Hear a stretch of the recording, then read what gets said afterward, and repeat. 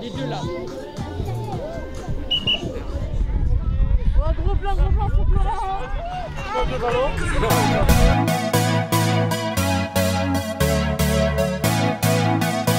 Sur le pied de l'échelle, ça va. C'est quoi le plus gros score?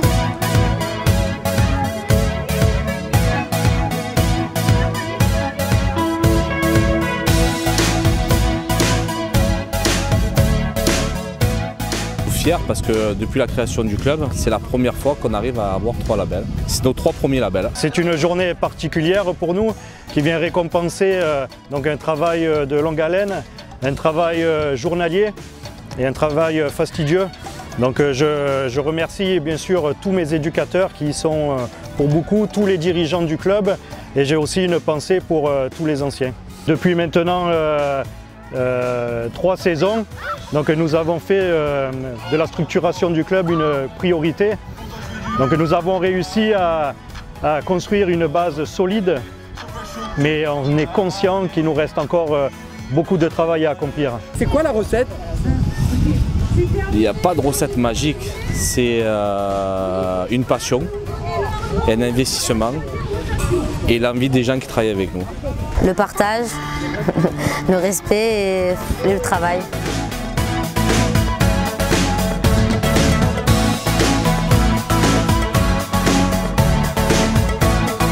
Il n'y a pas réellement d'objectif. Pour moi, ça va être une continuité.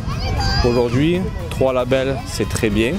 On va aller chercher d'autres labels, mais tout en restant un club familial. Voilà. Aujourd'hui, on les a obtenus, on va continuer à progresser pour en avoir d'autres. Maintenant, il ne faut pas prendre la grosse tête. Voilà. On est des bénévoles, on aime le foot, c'est une passion. On va continuer avec cette passion, tout simplement. Notre projet club, notre ADN, notre identité, c'est basé sur un projet sportif et éducatif ambitieux, basé sur la jeunesse, mais surtout sur un projet associatif familial. Et c'est ça qui est très important pour nous. Nous n'allons pas attendre donc les 3 années. On va se lancer dès cette saison donc, sur le label Or en école de foot féminine.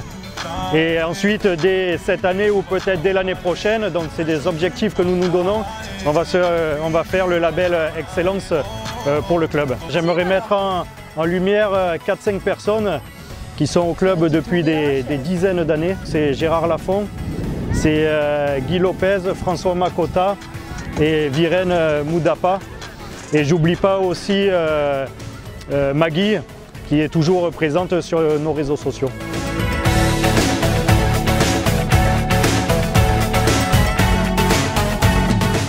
Il y a environ 35 ans que je suis dans le club. Le club évidemment a beaucoup évolué et je voudrais dire que la venue de ces jeunes éducateurs qui arrivent dans le club, c'est évidemment une bonne chose pour nous. Et nous sommes très fiers, très fiers, notamment moi-même et les anciens du club, parce qu'on aime beaucoup ce club, on l'a dans le sang. Et c'est un club qui progresse naturellement, avec aussi bien les gens qui le dirigent actuellement, qui sont jeunes, qui sont efficaces et qui sont très présents pour le club. Et c'est pour cela pour laquelle je suis resté encore présent au club et je compte y rester vraiment longtemps. On m'a remis les clés du club pour l'ouvrir et le fermer. C'est comme si on me donnait les clés de ma maison. C'est quelque chose de personnel. D'ailleurs, j'ai toujours cru que quand j'étais au club, j'étais chez moi en fait. Et en fait non, il appartient à tout le monde le club, à tous les gens qui pratiquent le football à Boucle-Galère. Je suis entraîneur en U6 et je suis content d'évoluer et de progresser encore, même ces temps-ci. On apprend des choses, on apprend notamment avec la Ligue et mes dirigeants.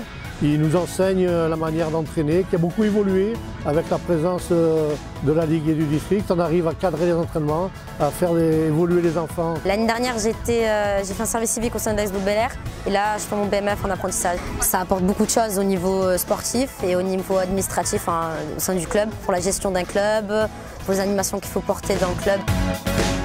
Les éducateurs au top qui ont assuré sur les ateliers, donc merci beaucoup, on peut les applaudir les enfants.